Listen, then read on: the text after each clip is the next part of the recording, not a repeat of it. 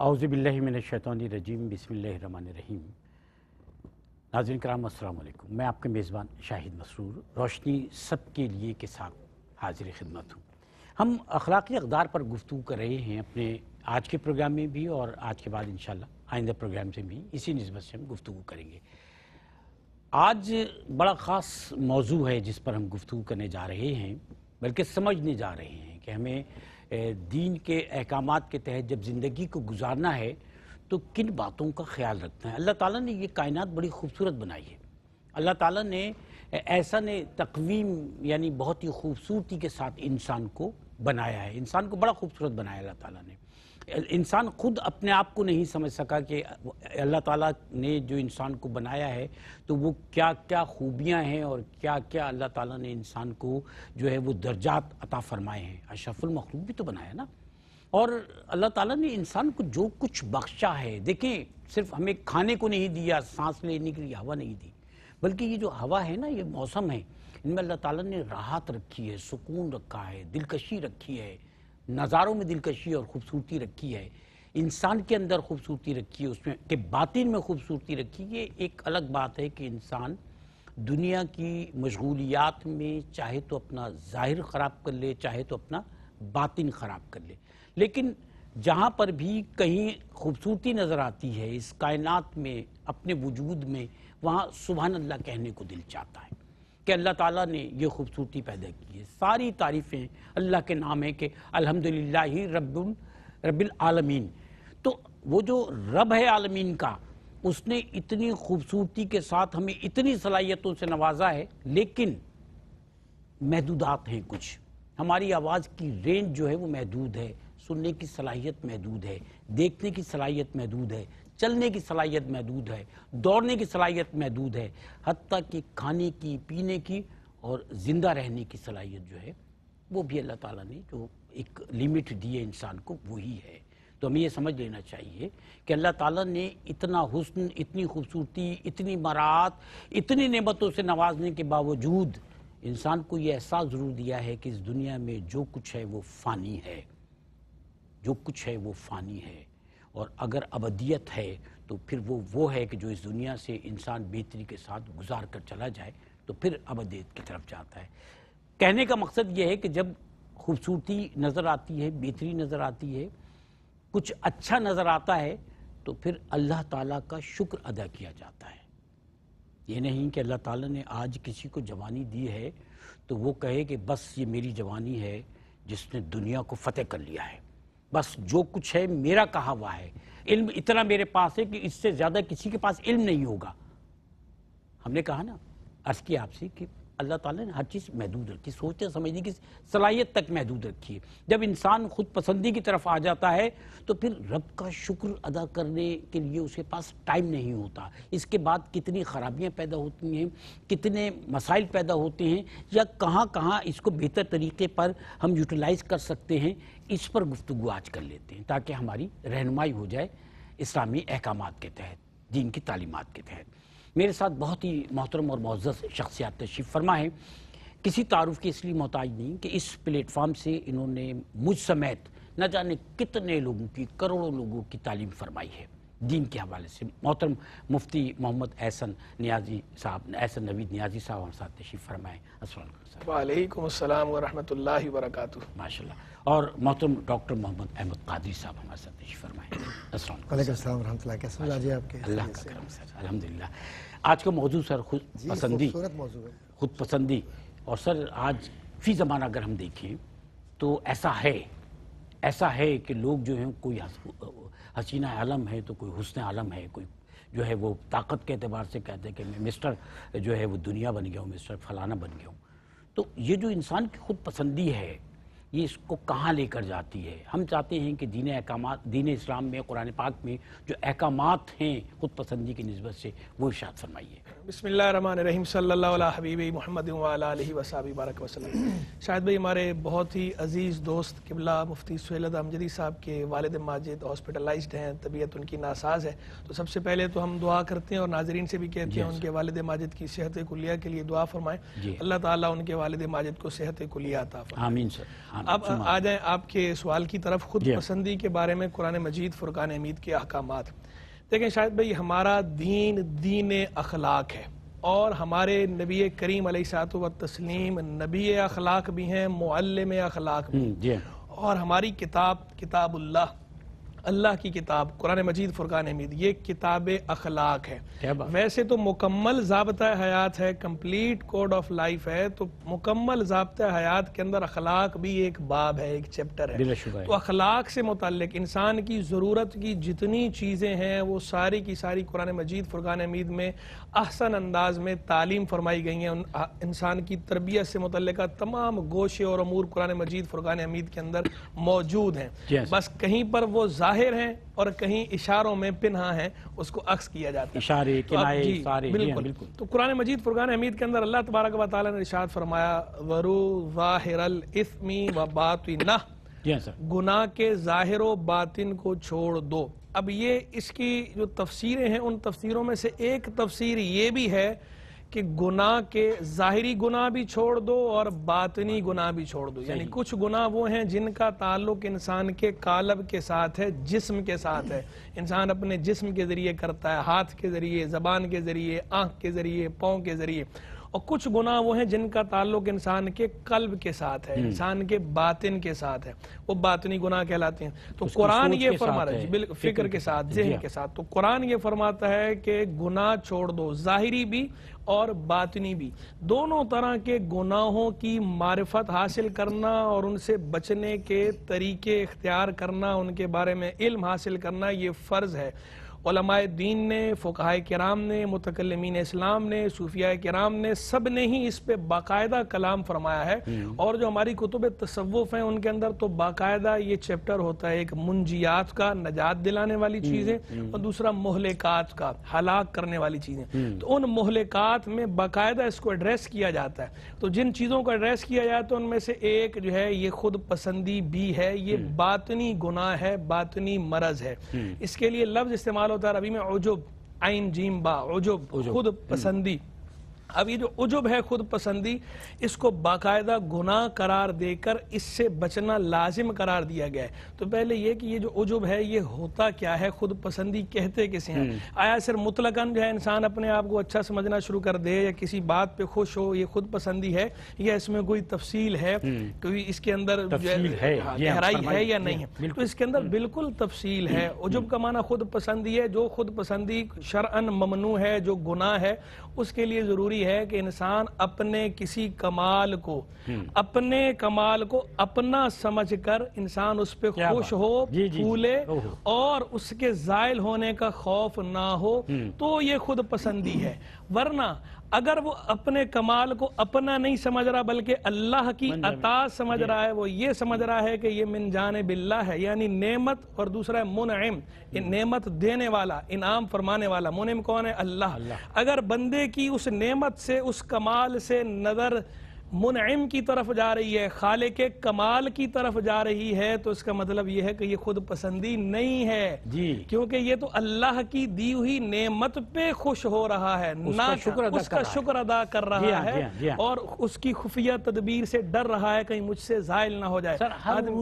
بالکل. اگر آدمی بے خوف ہو، اللہ کی خفیہ تدبیر سے، نعمت کے زوال سے بے خوف ہو، اور اس نعمت کو اپنا کمال جانے کہ یہ ذہانت میری ذہانت ہے، یہ کمال میرا ہے، یہ میرے پاس علم ہے، میرے پاس مال و دولت ہے، میرے پاس یہ کچھ ہے، اور اللہ کی طرف مطلق نظر نہ ہو، یہ گناہ ہے، اس سے منع کیا گیا یہ عجب. اور اسی کے لیے قرآن مجید فرقان حمید میں یہ بھی فرمایا گیا فَلَا تُزَكُّوا أَنفُسَكُمْ، اپنی تعریف نہ کرو، اپنی بڑائی نہ کرو، اپنے آپ کو ستھرا نہ بتاؤ، اپنے آپ کو بہت نیک پارسا بیان نہ کرو کہ جناب میں تو بڑا نیک ہوں. اللہ زیادہ جانتا ہے تم میں سے کون زیادہ پرہیزگار ہے، وہ اعلم بمن اتقى، تم میں سے کون زیادہ پرہیزگار ہے وہ جانتا ہے. تو یہ عجب جو ہے اس کے بارے میں قرآن مجید فرقان حمید کے اندر باقاعدہ تفصیل سے ہمیں سمجھایا گیا، اور انشاءاللہ آگے بھی اس پہ ہم کلام کریں گے. کلام کرتے ہیں، بالکل کرتے ہیں. سر محترم ڈاکٹر محمد احمد قادری صاحب، آپ تو ماشاءاللہ اپنے اسٹوڈنٹس کو یونیورسٹی میں بھی پڑھاتے رہے، آپ مدرسوں میں پڑھاتے رہے، اور یہی ساری تعلیم ہے ناظرین تک ہم منتقل کر رہے ہیں. تو خود پسندی کی وجوہات، محرکات، اسباب، کہاں جا کے انسان خود پسندی میں ایسے مبتلا ہو جاتا ہے، کس وجہ سے، کیا سبب ہے، کیا محرکات ہیں کہ وہ آپے سے، ہاتھوں سے نکل جاتا ہے؟ سر اعوذ باللہ من الشیطان الرجیم بسم اللہ الرحمن الرحیم مولا صلی وسلم دائما ابدا علی حبیبک خیر الخلق کلہم یا رب بالمصطفیٰ بلغ مقاصدنا واغفر لنا ما مضی یا واسع الکرم آمین۔ سب سے پہلے تو اللہ تبارک و تعالی ہمارے بھائی مفتی امجدی صاحب کے والد گرامی کو صحت کاملہ عاجلہ عطا فرمائے، اور جتنے بھی بیمار جہاں جائے پروردگار عالم حضور کریم صلی اللہ علیہ وسلم کے وسیلے جلیلہ سے ان سب کو شفاء کاملہ عاجلہ عطا فرمائے، آمین بجائے سیدنا محمد صلی اللہ علیہ وسلم۔ خود پسندی خود آگہی کا الٹ ہے۔ ٹھیک، اس میں بیچ میں کہیں خودی بھی ہے۔ اقبال دیکھیے میں اسی طرف جا رہا ہوں۔ جی جی سر۔ اقبال نے خود آگہی اور خود پسندی کے بیچ میں جو ایک لکیر کھینچی ہے اور اس تصور خودی کو اور عرفان ذات کو، عرفان منزلت کو جس طرح سے بیان کیا ہے وہ اقبال کا ہی خاصہ تھا، نہ عام آدمی سمجھ سکتا ہے نہ سمجھا سکتا ہے۔ اس کو بڑی خوبصورتی سے انا پرستی سے بچا دیا۔ جی کیا بات ہے۔ اب یہ جو جی سر خود پرستی ہے اور اپنی ذات کو، اپنے آپ کو پوجنا ہے، جو روش اختیار کرتا ہے انسان، اس کو انگریزی میں کہتے ہیں سپر ایگو۔ Super ego. اس سپر ایگو میں انسان ایک ایلوژن میں چلا جاتا ہے، ایک نفسیاتی بیماری ہوتی ہے اسے، صحیح بات ہے۔ اور وہ تصورات واہمے میں خود ہی محب ہوتا ہے، خود ہی محبوب ہوتا ہے، بتائیے۔ اور اس محبت کے عکس میں اپنے آپ ہی کو سر آئینہ بھی دیکھتا ہے، پس آئینہ بھی دیکھتا ہے، لیکن وہ یہ نہیں دیکھتا کہ سر آئینہ بھی پس آئینہ بھی صرف شریعت ہے، اور شریعت ہی بنیاد ہے تخلیق کائنات کی۔ ٹھیک ہے۔ وہ اسے فراموش کر جاتا ہے، اور جب انسان شریعت تخلیق کائنات کی بنیاد ہے یا شریعت تخلیق کائنات کی جو ہے وہ تشریح ہے؟ شریعت بنیاد ہے تخلیق کائنات کی۔ الستو بربکم قالوا بلا، تو یہ جو وعدہ اولا ہے یہ اصل میں شریعت کی تابعداری، شریعت کی اطاعت اور حضور کی غلامی کا وہ وعدہ ہے جس کو انسان اپنے وجود سے قبل اپنی روحوں سے ملتزم کر کے اس دنیا میں آیا ہے۔ سر آپ استاد ہیں اس لیے پوچھا میں نے گزارش کی ہے، آپ پیار کرتے ہیں اس لیے۔ تو اب میں یہ عرض کرنا چاہتا ہوں کہ یہ نفسیاتی بیماریاں ہیں کیا؟ ایک اور بھی بات عرض کرنا چاہ رہا تھا، ایک وقفہ حائل ہے ہمارے درمیان، آ جائے وقفہ۔ حاضر ہوتے ہیں، ہمارے ساتھ رہیے گا۔ ناظرین کرام، آج روشنی سب کے لیے میں اخلاقی اقدار میں ہم گفتگو کر رہے ہیں خود پسندی کے موضوع پر، اور ہمارے ساتھ محترم مفتی محمد احسن نوید نیازی صاحب تشریف فرما ہیں، محترم ڈاکٹر محمد احمد قادری صاحب تشریف فرما ہیں۔ اور جب وقفے پہ ہم گئے تو ہم یہ جاننے کی صحیح کر رہے تھے کہ یہ جو خود پسندی ہے یہ کن وجوہات کی بنا پر، محرکات اور اسباب کی بنا پر پیدا ہو جاتی ہے؟ تو سر آپ ارشاد فرمائیں۔ میں عرض کر رہا ہوں کہ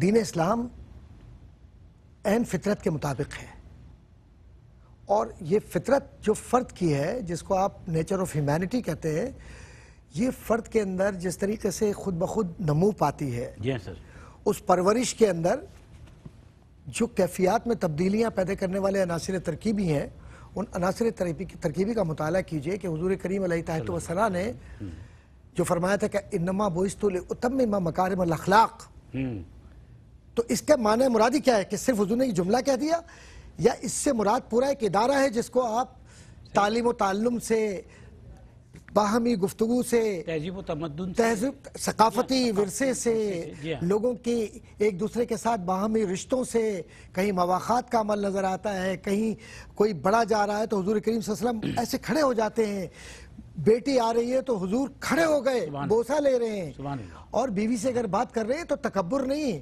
اور اگر برتن دھو رہی ہیں تو خود بھی آپ برتن دھو رہے ہیں، کام بھی کر رہے ہیں، ساتھ میں بھی کر رہے ہیں، اور پھر ساتھ میں یہ بھی کہہ رہے ہیں کہ کپڑے کو لٹکا کے مت چلو، زمین کے اوپر ایڑیوں کو زور زور سے مت مارو، تکبر کے ساتھ گفتگو مت کرو، وقولوا للناس حسنا، جو قرآن کریم کی آیت ہے وہ کیوں آئی تھی؟ اس کا کوئی ذرا یہ تو دیکھے کہ یہ جو قرآن کریم کی آیات ہیں ان کے اسباب نزول میں جائیں تو پتہ چلتا ہے کہ بات کرنے کا سلیقہ نہیں، نادانوں کو عام سی گفتگو کیا کرتے تھے، نبی سے عام سی گفتگو کیا کرتے تھے عام، اور عرب جب اپنے آپ کو عرب کی کیفیت میں جاتے تھے تو امراء القیس، نابغہ زبیانی، زہیر ابن ابی سلمہ، فلا قفا نبکی بذکر حبیبی و منزلی بسقط اللواء بین الدخول فہم علی، اب معلقہ لکھ دیا اور لٹکا دیا، کہا ہے کوئی ہمارے مقابلے کا؟ تو کہا کہ اب قرآن کریم کی جو آیات ہیں اس کا بھی تم جواب دے کر دیکھو۔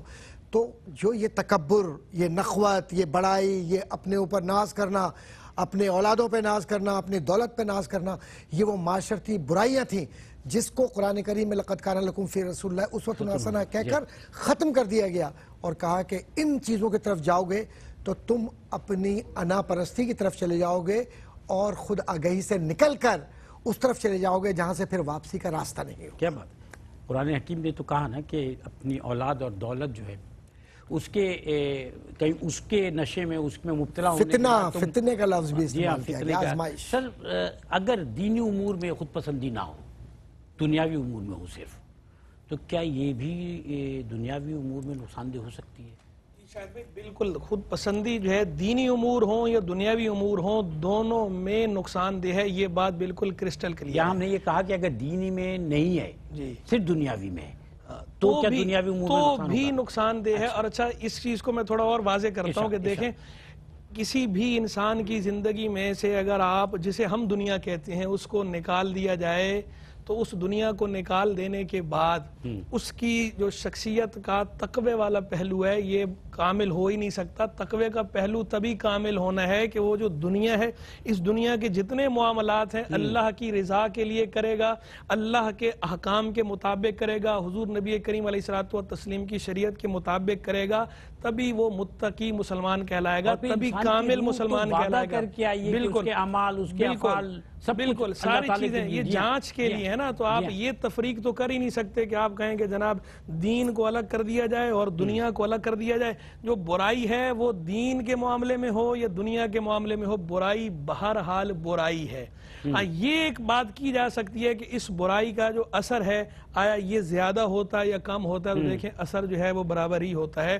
دنیاوی امور کے اندر بھی خود پسندی کی انتہا آخر وہیں جاتی ہے۔ جیسے دینی امور کے اندر اگر کوئی خود پسندی کرتا ہے تو اس خود پسندی کی بنا پر تکبر میں مبتلا ہو جاتا ہے یا ریاکاری میں مبتلا ہو جاتا ہے یا اللہ کو بھول بیٹھتا ہے اور اپنے آپ کو پھولتا رہتا ہے اور اپنے آپ کو بڑا متقی پرہیزگار سمجھتا رہتا ہے، انا ولا غیری، ہم چوما دیگر نیست، میرے جیسا کوئی نہیں۔ جس طرح دینی امور میں یہ خرابیاں ہیں تو دنیاوی امور میں بھی بالکل اسی طرح یہ خرابیاں موجود ہیں۔ کسی کے پاس مال و دولت زیادہ ہے، بینک بیلنس زیادہ ہے، ذہانت زیادہ ہے، اولاد زیادہ ہے، طاقت ہے، کوٹھیاں ہیں اس کے پاس، اس کے محلات ہیں، اس طاقت کی بنا پر وہ بھی کیا کرتا ہے، شو آف میں مبتلا ہو جاتا ہے۔ جب خود پسندی کے مرض میں گرفتار ہوگا، نرگسیت کا مریض ہوگا، شو آف کرے گا، دوسروں کو حقیر سمجھے گا، پھر وہی تکبر والی بیماری آ گئی، وہ ریاکاری والا معاملہ آ گیا، شو آف آ گیا۔ انسان کے اختیار میں نہ قد و قامت انسان کے اختیار میں نہ یہ سب اللہ کی دین ہے، اللہ توفیق نہ دے انسان کے بس کی بات نہیں ہے۔ کیا بات تو دینی امور ہوں یا دنیاوی امور ہوں، اگر نظر نعمت سے منعم کی طرف جا رہی ہے، اگر بندہ یہ سمجھتا ہے کہ یہ میرے خالق نے، میرے مالک نے، میرے اللہ نے مجھ پہ بڑا احسان فرمایا ہے، مجھے یہ نعمت عطا فرمائی ہے، اس کا شکر ہے، پھر تو ہے ٹھیک، اور اس بات سے ڈرتا بھی ہے کہ میرا اللہ مجھے زوال نعمت سے بچائے۔ باقاعدہ دعا بھی ہے نا کہ جبریل علیہ السلام جو ہے وہ کعبہ مشرفہ کی اس سے لپٹ کر یہ دعا مانگ رہے تھے، یا واجد یا ماجد لا تزل عنی نعمتا انعمتها علی۔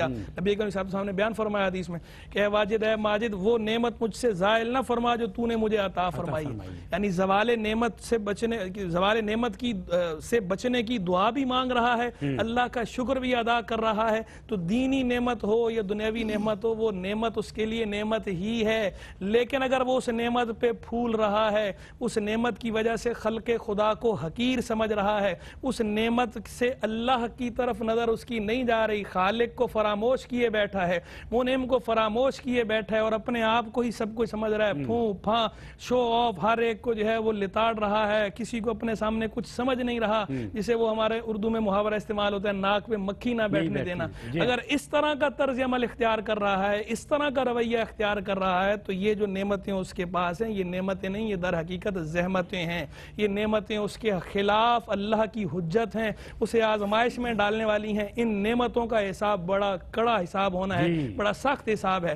تو دین کا معاملہ ہو یا دنیا کا ہو، بہرحال ہمیں خود پسندی سے بچنا ہے، بڑائی کرنے سے، اترانے سے بچنا ہے، اللہ کا شکر ادا کرنا ہے اور اللہ تبارک و تعالی سے زوال نعمت سے بچنے کی دعا مانگنی ہے۔ اور یہ دیکھیں نا سر کہ یہ جو خوبصورتی ہے، جوانی ہے یا زندگی ہے، سیکنڈوں میں ختم ہو جاتی ہے۔ ہم نے بڑے بڑے لوگوں کو ایک دم زمین پہ گرتے دیکھا ہے، دولت ہے تو لوگوں کو دیوالیہ ہوتے دیکھا ہے، اور وہ شخص جس کے پاس بہت زیادہ دولت ہو، اگر اس کے پاس دولت میں کمی ہو جائے تو اس کا کیونکہ طرز زندگی وہی ہوتا ہے، وہ کم پر اپنے آپ کو محتاج سمجھنے لگتا ہے۔ سر، جو خود پسند شخص ہے وہ خیال ہے کہ خوشامد کرتا ہے، میں آپ سے جاننا چاہ رہا ہوں، خوشامد کرتا ہے، خوشامد کروانا پسند کرتا ہے، حقیقت پسندی سے دور ہوتا ہے، ایسا ہے؟ خوشامد تو انسانی کمزوری ہے، جی، اسی کمزوری کو تو دور کر کے کہا ہے کہ بھائی یہ خوشامد کرنا اصل میں شیطان کو خوش کرنا ہے، اچھا، اور بندے کی خدمت کرنا اور حقیقت سے قریب ہونا رب کو راضی کرنے کے مترادف ہے۔ اب یہ رب کو راضی کیسے کرے انسان؟ آپ ہیں، جی سر، آپ مجھے کچھ دے سکتے ہیں، دوسرے صاحب کچھ نہیں دے سکتے، تو میں آپ کے سامنے جھکا چلا جا رہا ہوں، یہاں تک کہ نعوذ باللہ من ذالک سجدہ تعظیمی، اور اس سے بھی گریز نہیں کروں گا کہ میں سب کچھ کر جاؤں لیکن میرا مفاد پورا ہو جائے۔ جی، اس مفاد سے دور رکھنے کا سلیقہ دین نے سکھایا، اور یہ سکھلایا کہ مفاد سے دور رکھ کر دل کو پاکیزہ کیسے کیا جائے۔ اور قرآن کریم میں جو حضور کی صفات کاملہ ہیں، وَيُزَكِّيهِمْ وَيُعَلِّمُهُمُ الْكِتَابَ وَالْحِكْمَةَ، یہ اصل میں خود پسندی کو اور خود پسندی کے معاملات میں الجھے ہوئے لوگوں کو ان راستوں سے نکال کر ان کے دلوں کو پاکیزہ کرنے کا عمل تھا۔ ٹھیک ہے۔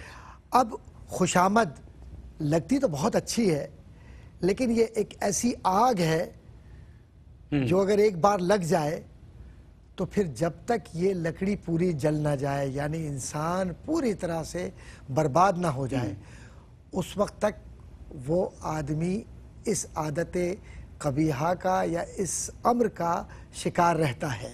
اسی لیے علماء نے اور بزرگان دین نے یہ فرمایا ہے کہ ہمیشہ خوش آمدیوں سے دور رہو، لالچ سے دور رہو، بخل سے دور رہو۔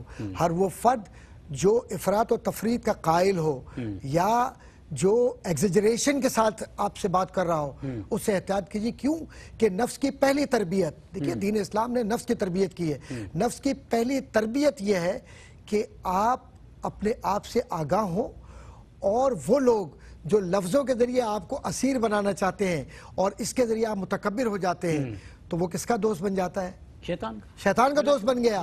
فضول خرچی ہو رہی، ارے صاحب آپ تو بہت امیر آدمی ہیں، کیوں نہ آج ایک بڑی دعوت ہو جائے؟ لیجئے جناب، جہاں 100 کی ضرورت تھی وہاں آپ نے 500 بلا لیے، کھانا ارے بانٹیے صاحب آپ۔ یہ تو وہ اس میں آتا ہے نا، یہ تو سخاوت میں آتا ہے، سخاوت میں نہیں آتا۔ جو خوشامد کر رہا ہے وہ اصل میں آپ کو برباد کر رہا ہے۔ پھر تکبر کی اس منزل میں چلے جاتے ہیں کہ جہاں شیخ سعدی نے فرمایا تھا کہ تکبر عزازیل را خوار کرد، بس زندان لعنت گرفتار کرد۔ اب یہ جو بیماریاں ہیں جن کو آپ کہتے ہیں روحانی بیماریاں، ان کا بہترین علاج کیا ہے؟ ان کا بہترین علاج تصوف ہے، ان کا بہترین علاج سیرت مصطفیٰ صلی اللہ علیہ وسلم ہے، ان کا بہترین علاج خود احتسابی ہے، اور اپنے آپ کو یہ دیکھنا ہے کہ اللہ نے مجھے سارے کچھ یہ سب کچھ دیا، اتنے بڑے بڑے گریڈز میں بھی ہوں، اتنا پیسے والا بھی ہوں، لیکن کیا میں نے کسی یتیم کی سرپرستی کی؟ کیا میں نے مدارس کی خدمت کی؟ کیا میں نے مساجد کو آباد کیا؟ کیا میں سجدہ ریز 5 وقت ہوا؟ یا میں صرف نماز پڑھنے کے لیے اس لیے جاتا ہوں کہ لوگ یہ کہیں کہ حاجی صاحب آ گئے، یہ وہاں پر پیسوں کا اعلان کریں گے، یا میں ایک ڈونر کی حیثیت سے جا رہا ہوں؟ نہیں، انکساری سے جاؤ، انکساری سے رہو، اور انکساری سے واپس جاؤ، تاکہ رب تم سے راضی ہو، اور رضی اللہ عنہم ورضوا عنہ کے مترادف تمہاری یہ کیفیت ہو کہ تمہاری روح مطمئنہ جب واپس لوٹے تو اس میں کوئی ہچکچاہٹ نہ ہو۔ کیوں کہ جتنا کر سکتے تھے تم نے اس سے زیادہ کرنے کی کوشش کی، تو رب تم سے راضی ہو گیا، تم رب سے راضی ہو گئے۔ ناظرین کرام، یہاں جو گفتگو کا اصل مقصد ہے وہ یہ ہے کہ ہم جب اپنی ذات کو، جیسے کہ ارشاد فرمایا مفتی صاحب نے بھی، کہ تقوی سے دور کر لیتے ہیں، جیسے کہ ارشاد فرمایا ڈاکٹر صاحب نے کہ ہم اپنے عمل کو، اپنی صلاحیت کو اپنی ذات کا حصہ سمجھ کر اللہ تعالیٰ کی نعمت کے بجائے اپنی کوئی خصوصیت سمجھ کر اور دنیا کے سامنے اپنے آپ کو پیش کرتے ہیں، تو پھر وہاں ہم شیطان کے دوست بن جاتے ہیں۔ ایک وقفہ ہے، انشاءاللہ حاضر ہوتے ہیں، ہمارے ساتھ رہیے گا۔ ناظرین کرام، اخلاقی اقدار میں آج روشنی سب کے لیے میں ہمارا موضوع ہے خود پسندی، اور خود پسندی، اگر آپ اس بات کو سمجھیں کہ خود پسندی آج کے دور کا سب سے بڑا مرض ہے، اور اس مرض سے اپنے آپ کو بچنے کے لیے، کیونکہ ہم بہت سارے ایسے کام کر رہے ہوتے ہیں کہ جو دانستہ نہیں کر رہے ہوتے ہیں، ہمارا مزاج، ہماری عادات، ہمارے اعمال، اس میں کہیں اگر کوئی ایسی چیز شامل ہو جاتی ہے، ایسے عمل کی عکاسی ہو جاتی ہے، ایسی فکر کی عکاسی ہو جاتی ہے جو ہمیں خود پسندی کی طرف لے جاتی ہے، اور ہمیں اللہ تعالیٰ کی نعمتوں کے اظہار کے لیے، جیسا کہ فرمایا گیا کہ منعم کی طرف رجوع کرنے کے بجائے اپنی ذات ہی میں ہم مقید ہو کر رہ جاتے ہیں اور اس کے اظہار کی کوششیں کر رہے ہوتے ہیں۔ تو اس سے بچنے کے لیے ہمیں بہت ساری ایسی چیزیں ہیں کہ جن کو سمجھنا اور ان پر عمل کرنا ہوگا۔ محترم مفتی محمد احسن نوید نیازی صاحب ہمارے ساتھ تشریف فرمائے، محترم ڈاکٹر محمد احمد قادری صاحب تشریف فرمائے۔ خود پسندی موضوع ہے، اور میں جاننا یہ چاہوں گا سر کہ جہاں اتنی گفتگو ہوئی وہاں ہمیں یہ بھی پتہ ہونا چاہیے کہ اگر ہمارے مزاج میں خود پسندی شامل ہے یا ہو گئی ہے یا ہو رہی ہے تو اس کو ختم کیسے کیا جا سکتا ہے؟ شاید بھائی بہت اچھا سوال ہے آپ کا یہ، اس کے ویسے بہت سے طریقے ہیں اور میں چند ایک ان میں سے جو ہے وہ عرض کر دیتا ہوں۔ دیکھیں، ایک طریقہ تو یہ ہے کہ جب آدمی کو یہ لگنے لگے کہ میں واقعی اپنے آپ کو جو ہے وہ میں اترا رہا ہوں، اپنے آپ کے اندر میں ہواؤں میں ہوں، پھولے نہیں سما رہا، تو انسان جا کر ایک چکر قبرستان کا لگا۔ کیا بات ہے! قبرستان جائے، عبرت کے لیے حکم بھی ہے قبرستان جانے کا، عبرت حاصل کرنے کا حکم بھی ہے، آخرت کی یاد دلاتی ہیں قبروں کی زیارت۔ قبرستان جائے اور وہاں جا کر دیکھے اور انسان سوچے کہ مجھ سے زیادہ علم والے، مجھ سے زیادہ مال و دولت والے، مجھ سے زیادہ حسن و جمال والے، مجھ سے زیادہ اہل و عیال والے، مجھ سے زیادہ طاقت و قوت والے، وہ سارے رزق خاک ہو گئے، اور میری منزل بھی یہی ہے، میں نے بھی آخر یہیں فنا ہو جانا ہے۔ تو خود بخود وہ جو خود پسندی کا جو خمار چڑھا ہونا ہے وہ سارا نشہ حرن ہو جانا ہے، خود پسندی ختم ہو جانی ہے۔ صحیح بات۔ ایک دوسرا علاج اور دوسرا طریقہ یہ ہے کہ آدمی ذرا جا کے ہاسپٹلز کا جو ہے وہ ایک جو ہے وہ وزٹ کر لے، ہاسپٹل جا کے دیکھے کہ جناب کیسے کیسے حسین و جمیل اور طاقتور اور علم والے، ذہانت والے، مال و دولت والے وہ ہاسپٹل کے اندر کس قسم پرسی کی حالت میں، سر وہ اس سے بھی بندے انسان کا اپنا اختیار ختم ہو جاتا ہے، بالکل اٹھ نہیں سکتا، چل نہیں سکتا، یعنی کچھ بھی اپنا سانس کام نہیں لے سکتا بندہ جب تک جو ہے وہ اللہ کی طرف سے جو ہے وہ اذن نہ ہو، بندے کا سانس لینا جو ہے نا وہ محال ہے۔ تو انسان ہاسپٹل کا وزٹ کرے گا تو یہ بھی اس کی خود پسندی کو ختم کرنے کے اندر یہ چیز بھی معاون ہے۔ تیسری چیز یہ ہے کہ بندہ قرآن مجید، فرقان حمید، خالق کائنات کی کتاب، خدائے زندہ کی زندہ کتاب اخلاق ہے، اس کا مطالعہ کرے۔ جب بندہ قرآن مجید، فرقان حمید کو پڑھتا ہے نا بار بار، لیکن ایک ہوتا ہے برکت کے لیے پڑھنا، برکت کے لیے پڑھنا بھی فائدہ دیتا ہے، ہم اس سے بھی منع نہیں کرتے، لیکن قرآن چونکہ کتاب ہدایت کی ہے تو جب تک ہم اس کو سمجھیں گے نہیں تو اس وقت تک ہمیں پتہ نہیں چلے گا کیا ہدایت دی جا رہی ہے، تو عمل نہیں کر پائیں گے۔ تو اس لیے ہم ہمیشہ یہ مشورہ دیا کرتے ہیں قرآن مجید، فرقان حمید کا مطالعہ برکت کے لیے بھی کریں، لیکن کوئی ترجمہ، تفسیر کسی مستند عالم دین کا، صحیح العقیدہ کا، وہ آپ اپنے مطالعے میں رکھیں، تھوڑا تھوڑا معمول بنا لیں، روز پڑھنا، بھلے 3 آیتیں پڑھ لیں، جتنی آپ پڑھ سکتے ہیں وہ آیتیں آپ اس کا مطالعہ معمول، 1 رکوع پڑھیں، 1 صفحہ پڑھیں، 3 آیتیں، 2 آیتیں، 1 آیت، جو آپ بآسانی کر سکیں، نبھا سکیں وہ پڑھیں۔ جب بندہ قرآن کو پڑھتا ہے نا تو اللہ تبارک و تعالیٰ کے قرآن کی برکتیں اور پھر اللہ کے احکام اور بندے کا تعلق قرآن کی وجہ سے صاحب قرآن اللہ کے ساتھ جڑ جاتا ہے، جڑتا ہے تو خود پسندی پھر خود پسندی نہیں رہتی، پھر وہ جو ہے خدا پسندی کی طرف لے جاتی ہے بندے کو۔ یہ عرفان ذات، پھر عرفان ذات سے عرفان کائنات، پھر عرفان کائنات سے جو ہے وہ عرفان خدا، معرفت خدا بندی کی طرف لے جانے والی یہ کتاب ہے۔ ان القرآن یہدی للتی ہی اقوم، یہ کتاب ہدایت جو ہے۔ تو قرآن مجید، فرقان حمید کا مطالعہ، تھورولی مطالعہ کرنا، سمجھ کر پڑھنا، ترجمہ تفسیر کے ساتھ پڑھنا، خود پسندی کو ختم کرنے کے لیے اور اس سے بچنے کے لیے بہت مفید، مؤثر اور مجرب ہے۔ چوتھی بات جو ہے حضور جان کائنات، حضور جان عالم صلی اللہ تعالی علیہ وآلہ وسلم، نبی اخلاق، معلم اخلاق، ان کی سیرت طیبہ کا مطالعہ کرنا، اس کو بھی ہم اپنا معمول بنا لیں۔ حضور کی سیرت پڑھیں گے تو حضور کی سیرت بھی رحمت والی، برکت والی، خدا پسندی والی، خدا کی طرف لے کے جانے والی، یہ بھی خود پسندی کو ختم کرنے کا بہترین محرک ہے، اور مؤثر طریقہ یہ بھی یہ اختیار کیا جائے۔ اور ایک طریقہ یہ ہے کہ یہ جو پیری مریدی کا ہم نے جو آج کل معمول بنایا، لوگوں نے سمجھ لیا کہ شاید پیر اس لیے بنایا جاتا ہے کہ جناب پیر صاحب دعا کریں گے اور جو ہے ہماری فیکٹریاں بڑھ جائیں گی اور جو ہے مصیبتیں ٹلیں گی، بلائیں ٹلیں گی. اصل میں بیعت کس لیے ہوا جاتا تھا؟ بیعت کا مقصد یہ تھا کہ آدمی کسی کو اپنا رہنما بنائے، اپنا استاد بنائے، ٹیوٹر، وہ اسے دین سمجھائے اور آدمی عملی پریکٹیکلی اور علمی دونوں طرح، اور آدمی اس کو اپنی یہ کیفیات بتائے کہ میرے ساتھ یہ معاملہ ہو رہا ہے تو وہ ہمیں اس کے بعد سمجھائے. تو کسی اچھے کامل عالم سے اپنا تعلق قائم کرنا، اس کی باقاعدہ صحبت اختیار کرنا، یہ بھی مفید اور مؤثر ہے خود پسندی کو ختم کرنے کے معاملے. ماشاءاللہ ماشاءاللہ. سر میں آپ سے آپ کا میسیج لینا چاہتا ہوں، لیکن ایک سوال یہ ہے کہ خود پسندی انسان میں غرور اور تکبر بھی پیدا کر دیتی ہے، اور خود پسندی جب انسان میں یہ احساس پیدا کرتی ہے کہ وہ دوسروں سے برتر ہے، فرعون، نمرود اور ایسی مثالیں بھی ہمارے پاس کہ دوسروں سے برتر ہے، تو پھر انسان جو نقصانات بھی اٹھاتا ہے وہ بھی ارشاد فرمائیے گا میسیج کے ساتھ. ایک بات عرض کرتا چلوں کہ انا ربکم الاعلی کا جو یہ نعرہ تھا اور یہ احساس تھا، اور یہ ایک ایسی کیفیت تھی اس معاشرے کی جس معاشرے کو آپ کہتے ہیں کہ وہ فرعونی معاشرہ جس کے اندر مائٹ از رائٹ یا طاقت کی بنیاد پر لوگوں کو غلام بنانا اور تکبر کی بنیاد پر، نخوت کی بنیاد پر معاشرے کو جبر و استبداد کے ذریعے اس پر غلبہ حاصل کر کے اس کے وسائل کو اپنے مفادات کے لیے استعمال کرنا. تو اللہ کے نبی صلی اللہ علیہ وسلم نے ایسے معاشرتی جبر و قدر کے نظام کو بدل کر قلوب کو منور فرمایا اپنی تعلیمات سے، اور کردار کو بنایا نبی کریم صلی اللہ علیہ وسلم نے اپنی زندگی کو پیش کر کے. اور یہ وہ بنیاد تھی جس کو دیکھ کر، کیونکہ عرب کا نہ لباس بدلا، نہ عرب کا ظاہر بدلا، عرب کے دل اور عرب کے ذہن بدل کر ایسی کیفیت ہو گئی جس کو آپ کہتے ہیں سلوکیت پسندی. انسان کو انسان بنائے، ہے نا. اچھا، اب یہ جو وہ چیز ہے جو معاشرتی جو سوشل ریولوشن کے جو بڑے بڑے تھیورسٹ ہیں وہ بھی پریشان ہیں کہ فتح مکہ ہوتا ہے تو وہاں پر بھی کوئی جبر نظر نہیں آتی، اور اگر خطبہ حجۃ الوداع ہے تو وہاں پر بھی انکساری نظر آتی ہے، اور حضور کریم صلی اللہ علیہ وسلم اپنے محبت کرنے والوں کے بیچ میں بیٹھتے ہیں تو تب بھی سمجھ میں نہیں آتا کہ حضور کہاں بیٹھے ہوئے ہیں، اس طرح گھل مل کے بیٹھ رہے ہیں.